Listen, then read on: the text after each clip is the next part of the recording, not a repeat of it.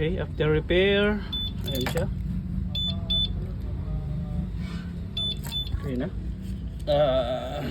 Repair ng receiver. Ayan. Ang nangyari kasi dito, nagpagawa si sir ng motor. Tapos hindi binalik ng mekaniko yung receiver sa tamang lagayan. Ayan, nabasag siya. Tapos may mga tinamaan na parts. Meron naman tayong available na parts nito. Kaya ayan siya. After repair. Ayan. Kitang kita yung ano. Ano to ba ito? Aerox version 1. Yung Aerox version 1 kasi nasa gilid yung receiver niya.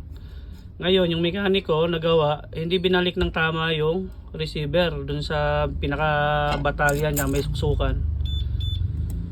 Ngayon nung may ginawa ulit, pag silip hindi na umaandar ang motor, yung pala tinamaan na to. Ayan siya.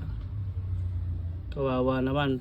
Sa mga tropa nating mga mekaniko, pabalik naman ng maayos yung lagay ng receiver, lalo na sa version 1. Ayan siya. All goods na.